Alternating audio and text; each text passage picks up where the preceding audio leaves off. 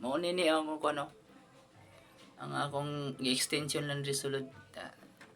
Na ko sa breaker sa diri sulod balay. Lang. Lang. Tinaw na. Diri oh. Diri ko diri gid ang kuan sa breaker sa gawas diri oh. Muna ang gikapitan gikan sa Meralco. Kung kuan ba double lifestyle o kung sa ato pa. Muna siya. Unya. Kaya ang mga outlet diri kulang man. Hindi ko araw din niya. Pero plastic molding muna siya oh. Padulong di sulod. Oh. Anong na sulod? Bangagan ako. Muna yung lusot. Pero bangagan ako. Muna yung lusot niya. So nagtaod ko kuan breaker.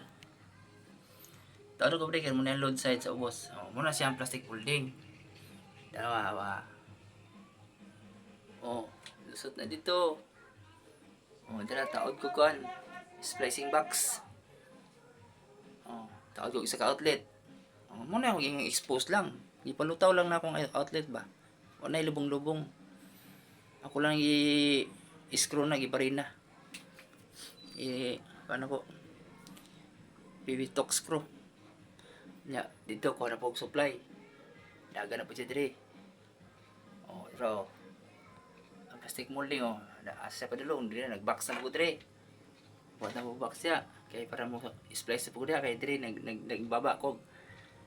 O linya, paingon sa rep oh. Oh, nagkaon na po outlet na po ko oh. Muna tugang outlet. Kaya siya do kasaksakan. Oh, dara ko mga dara mundihan ako gisaksak ang rep oh. Dara ko rep. Kani trigang ni siya. Trigang na siya. Muna yung ingon nga universal nga saksakan no. Pwede lingin, pwede ka na yung flat type. Pwede lingin, para di na ka magdisod og pangit mo tong dating kuan. Dating mga outlet para niyo. O pangit na. Kaya og na kay lingin nga saksakan na mga kuan mo mga tawag ito, heater nga mga unsa, heater, water heater. Di na mo sok-sok da kung lingin. Kini mo ni universal outlet. So kung sa saksak da pwede flat o katong lingin nga plug. Dito ta dagan ta ito.